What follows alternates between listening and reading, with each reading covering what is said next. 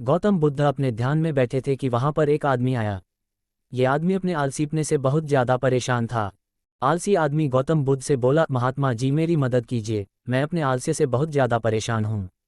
आप ही कोई उपाय बताइए जिससे मैं आलसीपन से छुटकारा पा सकूं। गौतम बुद्ध ने उस व्यक्ति से कहा, पहले मुझे ये बताओ कि तुम्हें क्यों लगता है कि तुम आलसी हो। आलसी आदमी बोला, सिर्फ मुझे नहीं, मेरे परिवार वालों को और मेरे आसपास के सभी लोगों को ऐसा लगता है कि मैं आलसी हूँ। गौतम बुद्ध ने फिर उससे पूछा, क्या तुम जानते हो आलस्य होता क्या है। आलसी व्यक्ति बोला, नहीं मैं नहीं जानता, किंतु मैं इतना जरूर जानता हूं कि आलस्य बहुत बुरी चीज़ है, इसकी वजह से मुझे बहुत नुकसान हुआ है जीवन में। गौतम बुद्ध बोले, जिस परेशानी से तुम छुटकारा पाना चाहते हो पहले उसके बारे में पूरी जानकारी ले लोगे तो उससे छुटकारा पाना आसान हो जाएगा। आलसी व्यक्ति बोला, भगवान इतनी बुद्धि तो मुझ में नहीं है, आप ही मुझे इस समस्या के बारे में जानकारी दीजिए।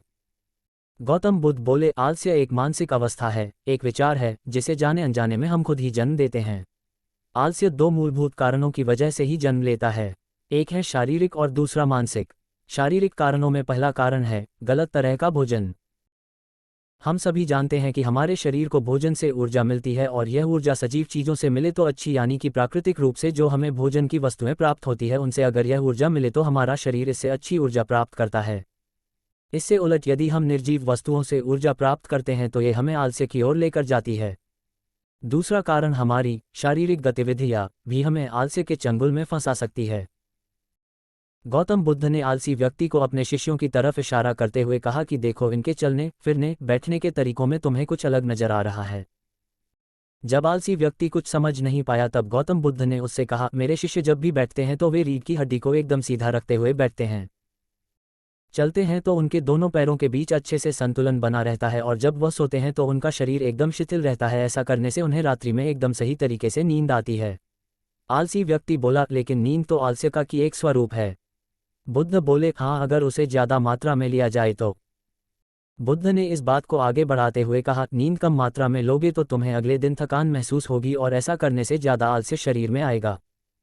नींद ज्यादा लोगे तब भी यही परिणाम होगा, इसीलिए नींद को ना ज्यादा ना कम एकदम सही मात्रा में लेना अति आवश्यक है। आलसी व्यक्ति बोला, हाँ ये तो मैंने भी अनुभव किया है। बुद्ध बोले, अब मानसिक कारणों के बारे में जान लो।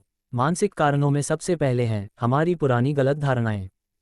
अक्सर ऐसा होता है कि हम पहले जिन कामों में असफल हो चुके हैं हमारे अंदर ऐसी भावनाएं बन जाती है कि हम उस काम में हमेशा असफल होते रहेंगे, जिस वजह से हमें उस काम को करने में आलस आता है। ऐसी धारणाओं से छुटकारा पाने का एकमात्र उपाय यह है कि हमें अपने मन को ये समझाना चाहिए कि पिछली बार हम जब उस काम में असफल हुए थे तो हम उसके बारे में जितना जानते थे अब हम उस काम के बारे में उससे ज़्यादा जानते हैं, क्योंकि असफल होने के बाद हम उससे काफ़ी कुछ सीखे भी है। बुद्ध बोले, दूसरा कारण है आलसी और कामचोर लोगों की संगत। कई बार ऐसा होता है कि हम आलसी नहीं होते मगर जिनके साथ हम रहते हैं हम उन जैसे बनने लगते हैं। इससे छुटकारा पाने का उपाय बहुत सरल है, कामचोर और आलसी व्यक्तियों से दूर रहो। ऐसे व्यक्तियों की संगत में रहो जो अपने काम को बड़ी लगन से करते हैं और तुम्हें कुछ सिखा पाए। गौतम बुद्ध ने तीसरा कारण बताते हुए कहा, ये कारण आलस्य के लिए सबसे बड़ा कारण है, काम को कल पर टालते रहना। ये कारण इतना शक्तिशाली है कि किसी भी व्यक्ति को बर्बाद कर सकता है। इससे बचने का सबसे आसान उपाय यह है कि जो काम जितनी जल्दी संभव हो उतनी जल्दी कर दिया जाए। गौतम बुद्ध ने आलसी व्यक्ति से एक सवाल पूछा, मान लो तुम किसी रेगिस्तान में फंस गए हो और तुम्हें प्यास लगी है तो तुम क्या करोगे। आलसी व्यक्ति बोला, मैं जल्दी ही रेगिस्तान के आसपास कोई गांव की तलाश करूंगा या ऐसी जगह की